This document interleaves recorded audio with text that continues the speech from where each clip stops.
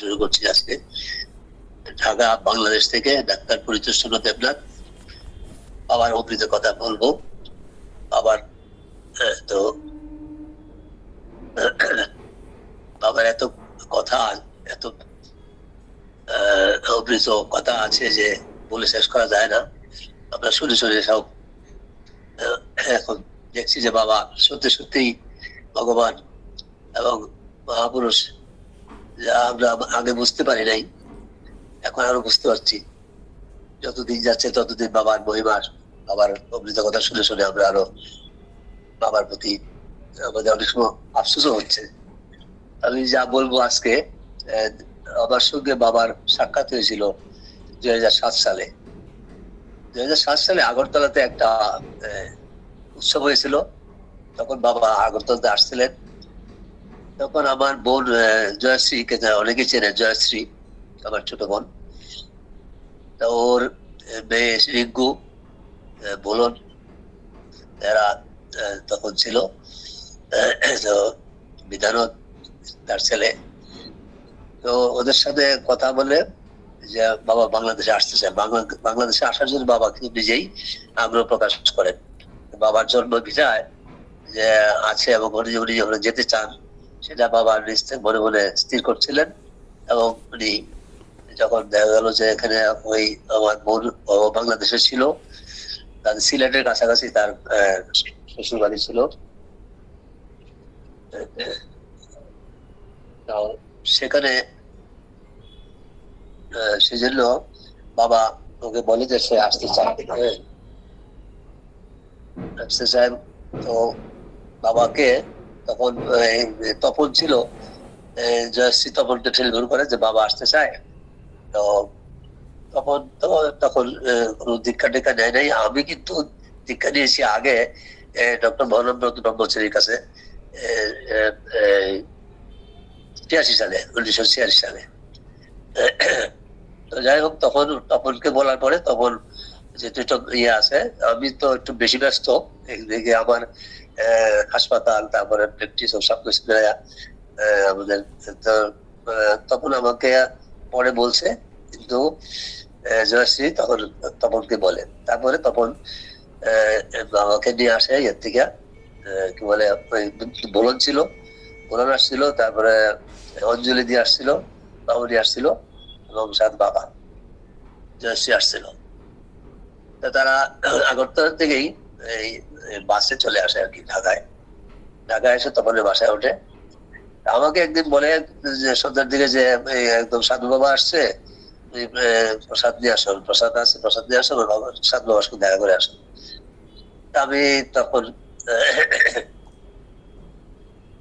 গেলাম, বাবাকে দেখলাম। দেখে আমার কাছে মনে হলো যে সাধারণ দেশেই বাবা, এবং মনে হলো যে 70-75 বছর বয়স হবে ওনার। উনি কিন্তু তখন তার বয়স হবে প্রায় 112। যাই হোক, কিছু কথাবার্তা হলো, তারপরে প্রসাদ পেলাম, চলে আসলাম। আমার এই কথাগুলি শুনে অনেক খুব আফসোস হয় এখন যে বাবাকে আমরা পাইলাম, বাবা চলে আসলো, এবার বাবা আমার বাসাতে গেল। আরেকদিন বাবার সাথে আমার দেখা, আমার বাসা তপনের বাসা, আমার বাসা উপরে 4 তলা, তোমার বাসা 3 তলা। তপনকে আমি বললাম ওর 2 ছেলে, তুই এখানে চলে আয়। এখানে চলে আসলো, আমার হাসপাতালের কাছাকাছি বাসাটা ছিল। যাই হোক, যখন বাবা আসলেন, বাবা উদ্দেশ্য হলো বাবা ইয়েতে যাবে, কি বলে, সিলেটে যাবে। সিলেটে উনি আসার পরেই তখন সিডরের কথা আপনারা নিশ্চয়ই জানেন। সিডরের একটা বিরাট ঘূর্ণিঝড় ছিল, অনেক মানে অনেক লোক মারা গেছিল, এবং প্রচুর ক্ষয়ক্ষতি হইলো বাংলাদেশে এবং ইন্ডিয়াতেও। বাংলাদেশের সুন্দরবনে প্রচুর ক্ষয়ক্ষতি ছিল এবং ঝড় চলতে আছে। তো ঝড় হওয়ার মধ্যে একটা অলৌকিক ঘটনা ঘটছে, এই অলৌকিক ঘটনাটা আজকে বলবো। সেটা হলো যে বাবা তো বলতেছে যে গাড়ি ঠিক করো, তখন বলতেছে। তো তখন গাড়ি ঠিক করার জন্য যাচ্ছে একজন হিন্দু ভদ্রলোক, তার গাড়ি আছে, সে মালিক, কিন্তু এত ঝড়ের মধ্যে সে গাড়ি দিবে না, কিছু নেই। তো বাবা তো সিলেটে যাবে বলছে, কি সবাই তুমি গাড়ি ঠিক করো। তো কিছুতেই পারতেছে না, এবং কোনো ড্রাইভারে কোনো কিছু না, সমস্ত ফাঁকা, কোনো লোকজন নাই, এবং এত জ্বরের মধ্যে কেউ গাড়িতে ড্রাইভার পাওয়া যাচ্ছে না, কোনো গাড়ি পাওয়া যাচ্ছে না। তো ওই মালিককে বারবার রিকোয়েস্ট করার পরে বলে না, কিছুতে সম্ভব না, কোনো ড্রাইভার যাবে না। তো এইভাবে অনেক বাদানুবাদ ইয়ে করার পরে তখন একটা শর্ত হইলো এরকম, যে যদি বাবা বলতেছে যে তোমার আমি 5টার সময় রওনা দিব, তখন আকাশ পরিষ্কার হয়ে যাবে, তখন সব সেরে যাবে, হ্যাঁ কোনো অসুবিধা নেই, বলো ঠিক করো। আর এদিকে ওই মালিক বলতেছে না, এত জ্বরের মধ্যে আমরা গাড়ি ছাড়বো না। যতই বলতেছে হবে না, তখন বললো যে ঠিক আছে, যদি আকাশ যদি পরিষ্কার হয়ে যায় তাহলে ড্রাইভারকে পাঠাবেন, পরিষ্কার না হয় তাহলে যাবো না, ঠিক আছে। এইটাতে মালিক রাজি হইলো, এবং যথারীতি বাবার তো অলৌকিক জিনিস আমরা এখন বুঝতেছি, আগে তো আমরা জানতাম না কিছুই। তো বাবা যেটা বললেন, যা বলা হইলো তাই হয়ে গেল। এই সকালবেলা সুন্দর আকাশ এবং জগজগা সকাল, এই সকালবেলা ড্রাইভার চলে আসলো, বাবা সিলেটের পথে রওনা দিল। সিলেটে বোলন ছিল সাথে, ছিল আর বাবলি ছিল, ছিল আর কি। তো তারা গেলেন, বাবার উদ্দেশ্য হইলো বাবার ওখানে যে বাহুবল, বাবার এই থানা, আর হলো হরিপুর গ্রাম, হরিপুর গ্রাম ছিলেন বাবা। তো বাহুবলে ইয়েতে গেলেন, বাহুবলে গেলেন। বাহুবলে গিয়ে তো উনার যেটা মনে আছে, মনে হয় যে উনি বারবার বললেন যে থানাটার কাছাকাছি গাড়িটা রাখো। তো উনি নামলেন এবং ঘুরলেন, দেখলেন, কিন্তু কোনো মানে হরিপুর গ্রাম বলে কিছু পেলেন না। এটা অ্যাকচুয়ালি এখন আমরা দেখছি যে ওটা হরিপুরটাকে হরিতলা হয়ে গেছে, এবং ওখানে সিলেটে কিন্তু অনেকটা একটু অনেক অনেক পাহাড়ের মতো কিছু কিছু উঁচু জায়গা আছে, এগুলো অনেক সময় ঝড় বন্যায় বিলীন হয়ে যায়। তো আমরা যেটা মনে করি যে এরকম কিছু ঘটনা ঘটছে হয়তো, যে জন্য এই গ্রামটার ওইভাবে নামটাও নাই এবং গ্রামের ইয়ে নাই। বাবা অনেক খোঁজাখুঁজি করলেন, তারপরে ওটা কিন্তু বাবা যে জন্ম ভিটা ওই থানাতে পর্যন্ত গেলেন, কিন্তু গ্রামটাকে খুঁজে পেলেন না। তারপরে বাবা কোন থেকে চলে আসলেন, আমার ঢাকায় চলে আসলেন। ওখানে এখানে আসার পর বাবা এখানে ইয়েকে ওই তপনের স্ত্রী এবং জয়শ্রীও এখানে এসেই দীক্ষা নিলেন তখন, এবং তপনের সম্বন্ধী দীক্ষা বাবার কাছে প্রথম দীক্ষা নেন এখানে তপনের বাসাতেই। আমার বাসাতে বাবা আসে, বাবা তো আমার বাসার উপরে আমরা তো কিছুই জানি না, এবং আমার এমন কষ্ট এবং দুঃখ হয় যে আমার বাবা কিন্তু আমার বাসা তো আসেন, কৃপা করে আমার বাসায় আসছেন, এবং বাবা আমার সঙ্গে দেখা হয়েছে। আমি তো জানি না যে বাবা এরা মহাপুরুষ এবং এবং ভগবান নিজেই উপস্থিত। তো যাই হোক, বাবার সঙ্গে কথাবার্তা হয়েছে কিছু আমার বাসাতে আসার পরেও। তো বাবা একটা আমার বাসার মধ্যে একটা ইয়ে ছিল, একটা পোস্টার ছিল বিশ্ব স্বাস্থ্য সংস্থার, খুব সুন্দর একটা পোস্টার আর কি। এটার মধ্যে অনেক অনেক কথা লেখা, বেশ বড় পোস্টার, প্রায় 1.5 মিটার লম্বা, প্রায় 1/2 মিটার ইয়ে। এটার মধ্যে ওই ইয়েতে ওই স্বাস্থ্য কর্মীদের অথবা ডাক্তারদের করণীয় এরকম কিছু ওত আছে, বেশ বিরাট করে। বাবা অনেকক্ষণ দেখে দেখি যেটা দেখতেছে পড়তেছে, বাবা খুব ইন্টারেস্ট পাইল। আমি অবাক হইতেছি, বাবা এত দেখতেছে কেন সেটা। তা আমি বললাম যে আপনি কি বাবা এটা আপনি দিবেন? যদি দাও তাহলে নেই, আমার আর একটা আছে, আপনি নেন। তারপরে এটা চাই দিলাম, বাবা ঠিক এটা নিয়ে নিল, এবং বাবার যে ইন্টারেস্ট এটার প্রতি, ওই আমাদের মেডিকেল সায়েন্সের প্রতি বুঝলাম। কিন্তু আমি কিন্তু জানতাম না যে বাবা ডাক্তার, সেটা জানতাম না। বাবা যে বড় ডাক্তার সেটা ধারণা ছিল না কিছুই। বাবা দেখলাম যে কিছু মেডিকেলের বই টই সেগুলি দেখতেছে, সেগুলি আমার ইয়ের থেকে সেগুলি দেখলাম। তারপরে আমার আমি তো খুবই ব্যস্ততা, ওই যে আমরা যেগুলো আমাদের সব আসক্তি মোহ যেগুলি আছে আর কি, প্র্যাকটিস করা, তারপরে আমার সকালবেলা 7টার সময় বেরিয়ে যেতাম, তারপর আবার 3টা 4টার দিকে আসতাম, আসার পরে তারপর আবার প্র্যাকটিসে চলে যেতাম, এগুলি করে এগুলি আছে। কিন্তু বাবার সঙ্গ যে সঙ্গ করা আমার উচিত ছিল, সেটা আর এখন মানে খালি আশ্চর্যই হয় আর কি। বাবা এখানে ছিলেন, তারপর বাবা একদিন বললো যে আমি নিচে যাব, একা একা হাঁটবো।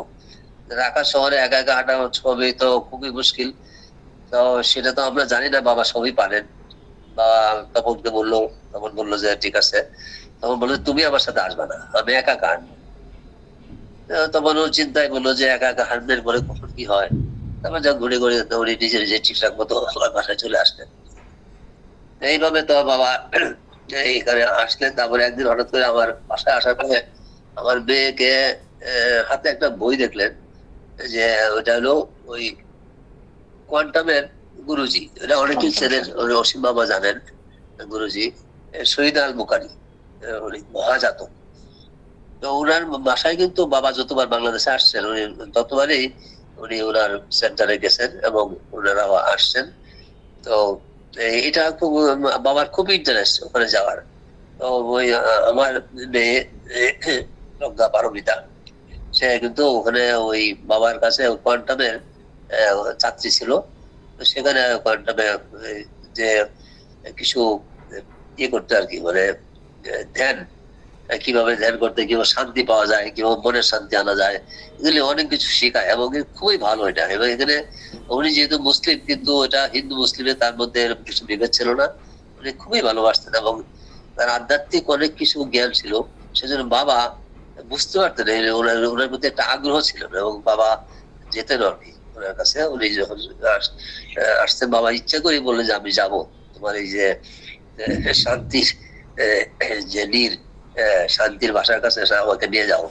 এবার ওই আমার মেয়ে সুরমা, তো সে এবং আমার স্ত্রী সহ একদিন তারপরে তখন এই 2007 সালেই এই ইয়েতে কোয়ান্টামে নিয়ে যায় আর কি।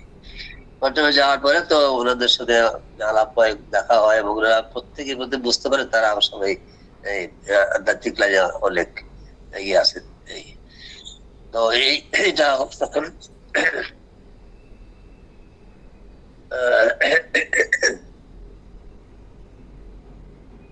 যাই হোক, এরপরে আমরা আমার দ্বিতীয় সাক্ষাৎ নয়টা, দ্বিতীয়বার কথা হয় 2010 সালে কথা আমি বলছি। 2010 সালে তখন হলো আমি একটা দিল্লিতে যাই। দিল্লিতে আমার একটা কনফারেন্স ছিল অশোক হোটেলে, বেশ বিরাট ইন্টারন্যাশনাল কনফারেন্স, এবং অর্থনৈতিক সায়েন্সের উপরে বিরাট কনফারেন্স ছিল। তখন আমার স্ত্রী আমার সাথে ছিল। আমরা ওখানে যাওয়ার পরে ওই দিল্লিতে এই হীরামন ছিল।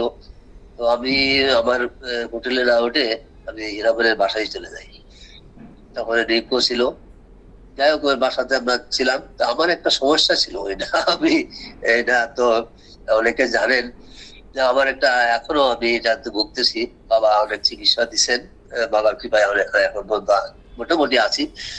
ওই যে নাকের একটা সমস্যা, নাকে পলিপ, এটা মধ্যে 4-5 বার অপারেশন হয়ে গেছে। তো সেটা নিয়ে আমি একটু একটা সমস্যায় ছিলাম। দিল্লিতে গেলে আমি কিছু ডাক্তারকে দেখাবো এরকম চিন্তা ভাবনা করে আমি ওখানে কয়েক ডাক্তারদের সঙ্গে, বিশেষজ্ঞ ডাক্তারদের সঙ্গে অ্যাপোলো হাসপাতালে দেখাইছিও। তো এইগুলি নিয়ে দুশ্চিন্তা ছিলাম। তো একদিন রিঙ্কু বলতেছে যে আমাদের তো বড় ডাক্তার আছে আমাদের সাধু বাবা, তুমি ওনাকে কাছে যাও, উনি ওষুধ দিলে ভালো হয়ে যাবে। এটা সন্ধ্যার দিকে বলতে বলতে সে দেরি করে না, সাথে সাথেই বাবাকে টেলিফোন করলো।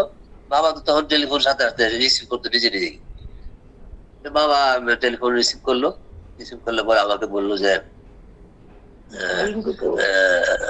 রিঙ্কুর সঙ্গে কথা হলে পরে বাবা আমাকে দিল। তা আমি তখন বাবা আমাকে একটা প্রশ্ন জিজ্ঞেস করলো, কি হয় না হয়, তারপর কি কি ওষুধ খাও। আমি বললাম যে এই ওষুধ খাই।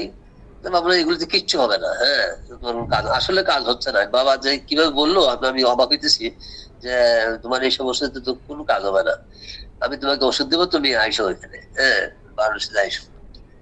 এই কথা বলার পরে তা আমি চিন্তা ভাবনা করছি কিভাবে যাওয়া যায়। যাই হোক, তা আমরা ওই 10 সালে বাবার সঙ্গে ওই টেলিফোনে আলাপ, কিন্তু আমাদেরকে পরে আমি তো চলে আসলাম, পরে বাবার সঙ্গে বাবার কিছু হইবার কথা শুনি। তারপর বাবা আমাদেরকে বলে যে 2012 সালে তখন অক্ষয় তৃতীয়ার আগে বাবা বলে যে ওই সময় ওই রিঙ্কু এবং হীরামণিদেরকে বলে যে তোমার মামাকে আসতে বলো। তা আমরা সেই সময় আর কি আমরা ঠিক করে আমি আমার স্ত্রী সহ তখন আমরা বারাণসীতে যাই। বারাণসী যে আমরা এখান থেকে ফ্লাইটে আমরা ক্যালকাটা থেকে আবার ফ্লাইটে বারাণসীতে। তো বারাণসীতে আমরা যেদিন যাবো সেটা আগে থেকে জানা আছে।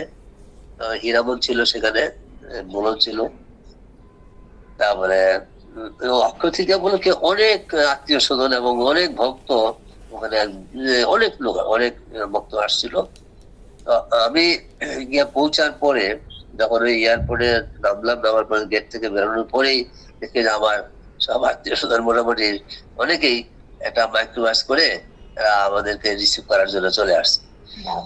তারপরে আমি তো সেটা দেখে, তারপরে বাবাকে দেখি যে বাবা দাঁড়ায় আছে এক পাশে, আমাকে রিসিভ করার জন্য বাবা চলে আসছে। আমি তো অবাক, এবং আমি যে মানে বাবা চলে আসছে, আমি তো এত ইম্পর্টেন্ট ব্যক্তি নই, কিন্তু বাবা চলে আসছে। যাই হোক, বাবাকে প্রণাম করে তারপরে বাবাকে নিয়ে তারপরে ইয়েতে আসলাম, বিষ্ণুমার সামনে এই মাইক্রোতে নামলাম। তা বাবা তখন আমাদেরকে বাবা নিজে হাতেই আমাদের জন্য শরবত করলেন, উনি ওনার ইয়েতে যায় শরবত করে তারপরে আমরা আসছি, পরে আমাদেরকে পরিবেশন করলেন। তারপরে আমরা দেখি যে প্রচুর একদম 20 নম্বর ভর্তি সবাই।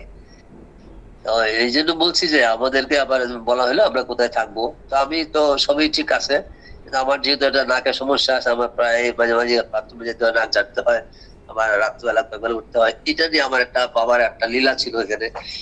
আমি চিন্তা করতেছি বেশি এটা নিয়ে যে অসুবিধা নাই, আমি শোয়া টোয়া চলাফেরা খুবই ভালোই লাগছে, পরিবেশটা খুব সুন্দর লাগছে, কিন্তু আমি ওয়াশরুমের ব্যাপারটা নিয়ে চিন্তা ভাবনা করতেছি। একটু ভাবতেছি যে রাত্রিবেলা যদি হয় তা একটু ভিড় আর কি, যাই হোক অসুবিধা নাই, এটা যদি সমস্যা হয় কিনা। কিছুক্ষণ পর, আধা ঘন্টা পরে বাবা চলে আসছে।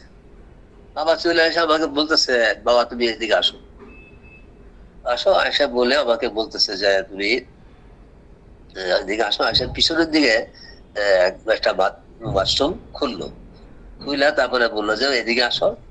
আমি দেখলাম যে খুবই নিট এন্ড ক্লিন একটা ওয়াশরুম। তারপরে বাবা বলো যে আমি এই ওয়াশরুমটা এটা আমি নিজে ইউজ করি, আর এটা কেউ ইউজ করে না, তুমি এটা ইউজ করবা, হ্যাঁ, আর কেউ এটা ইউজ করবে না, হ্যাঁ, এটা নিয়ে তোমার চিন্তা নাই। আমি চিন্তা করলাম যে আমি মনে মনে চিন্তা করলাম যে এটা ওয়াশরুম নিয়ে আর বাবার সাথে সাথে চলে আসলো, হ্যাঁ, এটা যেটা অলৌকিক ঘটনা, এটা তো কেমন কি রাখো, বাবা এটা বুঝলো কেমনে, আর সাথে সাথে চলে আসলো আর কি। একটা বিরাট যাই হোক, তো এটা অবাক হলাম। কিন্তু আমরা তো এখন বুঝতেছি যে বাবার অলৌকিক ক্ষমতা অনেক আছে, অনেক কিছু করেন, দেখান। কিন্তু তখন তো আমি ভাবছি যে যাই হোক এটা ইনসিডেন্টালি হয়েছে, এরকম একটা আমাদের চিন্তা ভাবনা। কিন্তু আসলে তো বাবা গুলি সবারই মনের কথা বুঝে যান, সেটা তো আমরা এখন বুঝতে পারছি। যাই হোক, ওই তৃতীয়ার তো একটা মাহাত্ম্য আছে, সেটা তো বাবার কাছে শুনলাম, বাবাও বলছে যে কোনো লেনদেন করবা না, এবং অনেক কথা তো অক্ষয় সম্বন্ধে পরে আমরা আরো বেশি জানলাম, পড়লাম। তো বাবা অক্ষয় তৃতীয়ার দিন আমাদেরকে সবাইকে নিয়ে অন্তত আমরা 15-16-20 জন হবে, সবাই মিলে আমরা হেঁটে হেঁটে গঙ্গার ঘাটে গেলাম। বাবাও গেলেন হেঁটে হেঁটে। বাবার হাঁটা দেখে অবাক যে বাবা চলে যাচ্ছে সবার আগে আগে, আমরা পিছনে পড়ে যাচ্ছি। এইভাবে আমরা হাঁটতেছি। অথবা উনি শত বছরে 112, 114-15 বছর বয়স তখন, উনি তো এইভাবে চলে যাচ্ছে। যাই হোক, তো ওনাকে নিয়ে আমরা ওই গঙ্গার ঘাটে যাওয়ার পরে বাবা কোন ঘাটে স্নান করবে গঙ্গা ঘাটে আমাদের চান করতে হবে, কোথায় করবে সেটা বাবা দেখা দিল। তখন বাবা ওখানে বসলো, বসার পরে গঙ্গার ঘাটের মাটি দেয়া ওই আমাদের সবাই আমরাই করলাম, গায়ের মধ্যে মাখলাম বাবা, এবং দীর্ঘ একটা মন্ত্র প্রণাম মন্ত্র করলো। আমি বাবার পাশেই ছিলাম। তারপরে বাবা চান করলো এবং উঠে তারপরে আমরা আবার সবাই মিলে আবার আসলাম। খুবই সুন্দর লাগলো আর কি, এবং খুব আবহাওয়াটা খুব সুন্দর ছিল। তারপরে আমরা হেঁটে হেঁটে বাবার কাছে চলে আসলাম। বাবার এই জিনিসটা দেখে এবং শুনে আমার খুবই এত ভালো লাগলো যে গঙ্গা স্নান হলো এবং এই একটা অক্ষয় তৃতীয়ার দিন হলো। যাই হোক, বাবা আমাদের কৃপা করছেন, কৃপা করে গঙ্গা স্নান করাইলেন। যাই হোক, আমি এখানে আসার পরে, বাসায় আসার পরে তারপরে ওই যে বিশ্বনাথ মন্দির, বিভিন্ন যত মন্দির আছে সব মন্দিরে যাওয়ার ব্যবস্থা, কোথায় কোথায় কিভাবে যেতে হবে সমস্ত কিছু বাবা আমাদেরকে বললেন। বাবাজি আমাদেরকে বলে দিলেন, এবং আমাদের সঙ্গে তো লোক ছিল, তারা সবাই মিলে আমাদের বিভিন্ন ভাবে বিভিন্ন জায়গাতে এবং সব মন্দির সব আমাদেরকে দেখলাম, ঘুরে আসলাম। এবং একটা স্বর্গীয় স্মৃতি আমাদের সেদিন মনে হইলো যে যখন অক্ষয় তৃতীয়ার সময় সবসময় বাবা ছিল বলতেন যে খুব সাবধান, অক্ষয় তৃতীয়ার দিন কিন্তু তোমরা কোথাও গেলে কারোর সঙ্গে বাদানুবাদ করবে না, কোনো দাম করবে না। কিন্তু আমরা অক্ষয় তৃতীয়ার দিন একদিন বেরিয়েছিলাম, আমরা বেশ কয়েকজন এক নৌকা করে গেলাম, কিন্তু সেটা আমাদের তো মনে ছিল না। আমরা এক জায়গায় যাওয়ার পরে সেখানে আমরা কিছু একটু ড্রিঙ্কস এর মতো আর কি খেলাম, কিন্তু সেখানে শরবত জাতীয় জিনিস খেলাম, এই আখের শরবত। তো সেখানে এই যে আমরা ভুলে গেছি, কিন্তু দেখলাম যে এখানেও কিছু বাদানুবাদ হয়ে গেছে। অনেক মানুষ তো আমরা, তো ওরা যতটুকু আমাদেরকে দিতে চাচ্ছিল হয়তো দেখা গেল বেশি একটু নিয়ে নিল, এটা নিয়ে কিছু কথাবার্তা বলে তারপর হঠাৎ করে মনে পড়লো যে না, বাবা তো এই কথা বলে দিছিল। যাই হোক, আমরা পরে আমাদের আবার ফিরলাম বাবার কাছে এই কতদিনের দিনেই সন্ধ্যার দিকে। যাই হোক, এইভাবে আমার এই ওই দিনগুলি ভালোই কাটছে। 2012 সালের সম্ভবত এটা এপ্রিল মাস হবে আর কি, আমার ধারণা। আমি আজকে এই পর্যন্ত বললাম, পরবর্তীকালে আমি এরপর ঘটনাগুলি বলবো আর কি আস্তে আস্তে।